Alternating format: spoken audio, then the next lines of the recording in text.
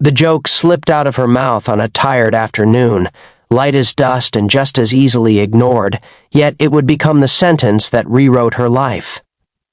She had stood beneath flickering office lights, half smiling at her own exhaustion, and thought about how empty her apartment felt at night, how the silence rang louder than traffic. The idea felt ridiculous and brave at the same time, a shield against disappointment and a wish wrapped in humor. She told herself she was only teasing the universe, not daring it. But the universe, patient and sharp-eared, had been listening all along. Before the story carries you further into her world, pause for a second and breathe this in. If you believe in kindness, in second chances, in the quiet miracles that find us when we least expect them, take a moment to like this video, share it with someone who needs hope, subscribe to the channel, and tell us in the comments where you're watching from. Your small gesture helps stories like this reach hearts that need them. Emily Carter had learned how to be strong the hard way. At 32, she wore independence like armor, polished and heavy, built from years of small disappointments and larger heartbreaks. Her days were predictable in a way that felt safe. Work at the community library, evenings with reheated dinners, weekends filled with long walks and the hum of laundry machines. Love, once bright and reckless, had narrowed into something she kept folded away, like a letter she never finished reading. She had watched friends marry, watched photographs of babies bloom across social media, and learned to smile without asking why it hurt. Her joke had been a pressure valve, a way to laugh at the longing without naming it. The building she worked in had a particular smell of old paper and quiet ambition. Emily liked the way the sunlight sliced through high windows in the afternoon, turning dust into gold. She liked the feeling of helping people find answers in shelves that remembered everything. Yet even there, where stories ended well more often than not, she felt the absence of her own unfolding. She told herself she was content. She told herself a lot of things. The day changed with the sound of the door. Not a dramatic crash, not a cinematic pause, just the ordinary bell chiming as it always did. A man stepped inside carrying a weight that could not be seen at first glance.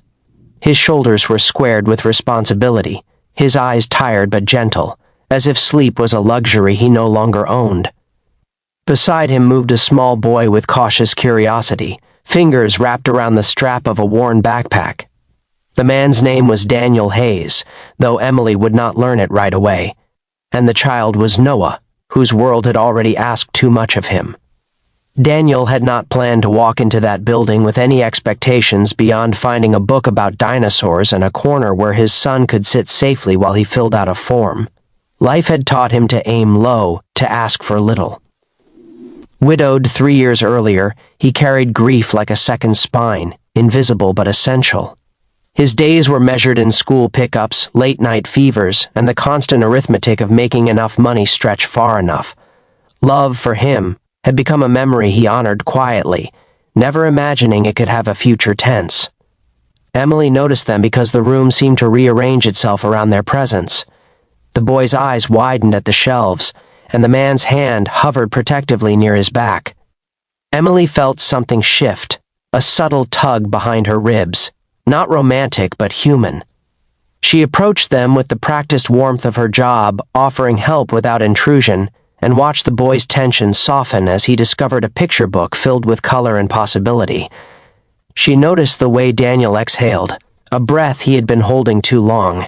Days passed, then weeks, and the rhythm of their lives intersected again and again. Daniel began bringing Noah after school, the library becoming a sanctuary where the world slowed down. Emily learned the cadence of their visits, the way Noah gravitated toward the same table, the way Daniel always thanked her with an earnestness that suggested gratitude was not wasted on small things. They spoke about books, about schedules, about nothing at all. Yet beneath the ordinary flowed an undercurrent of recognition, two people shaped by loss and persistence, orbiting cautiously. Emily's challenges did not vanish with this new presence. Her fears grew louder, not quieter. She worried that wanting more would mean losing what little balance she had achieved. She worried about the complication of a child's needs, about stepping into a story already heavy with grief. At night, she lay awake listening to the city breathe and argued with herself about whether hope was worth the risk. The joke she had made echoed back to her, no longer funny, now daring her to be brave. Daniel's struggle was quieter, but just as fierce. He felt the pull of something he had promised himself he would not seek. Every time he caught Emily watching Noah with a softness that felt like home, guilt pricked at him. He loved his son fiercely, and that love had sharpened his caution. He feared disrupting the fragile peace they had built, feared asking Noah to trust again, feared his own heart's capacity to break anew. Yet he could not deny the way Emily's presence steadied him, the way her laughter, even subdued, warmed the edges of his days. The turning point came not with grand declarations, but with a small crisis. Noah fell ill one afternoon, feverish and frightened, and Daniel's carefully balanced world tilted. The library closed early that day due to a storm, and Emily found them in the lobby, uncertainty written across Daniel's face. She did not hesitate. She helped arrange a ride, made phone calls, sat with Noah in the waiting room while Daniel handled paperwork. In those hours, stripped of pretense, they became a team. Emily saw the depth of Daniel's devotion, and Daniel saw the quiet strength in Emily's compassion. The storm outside mirrored the one breaking open inside them both. Recovery took time, and in that time something else healed too. Trust grew in increments, like light returning after a power outage. Emily began to imagine a future that included shared mornings and the sound of a child's laughter. Daniel began to believe that loving again did not betray the past but honored it by choosing life. They moved carefully, respecting the gravity of what they were building, allowing Noah's comfort to lead the way. The joke, once a throwaway line, transformed into a promise Emily made to herself. Not a promise to marry recklessly, but to open the door when life knocked. She realized that love did not arrive with fireworks. It arrived carrying groceries, reading bedtime stories, showing up when it mattered. Daniel realized that strength was not found in isolation but in partnership, in letting someone share the load. As seasons changed, so did they. The library saw them side by side, laughter more frequent, silences more comfortable. Noah's drawings began to include 3 figures instead of 2. Emily's apartment filled with evidence of a life expanding, small shoes by the door, a sense of belonging she had once believed was not meant for her. Challenges still came, because life does not soften its edges simply because love exists. There were arguments born of fatigue, fears that resurfaced without warning, moments when the past knocked hard. But they faced these moments together, choosing patience over retreat. The day Daniel finally asked Emily to build a life with him was simple and profound, free of spectacle. It carried the weight of intention, of choosing each other with clear eyes. Emily thought of her joke and smiled at how the universe had answered it, not with irony but with grace.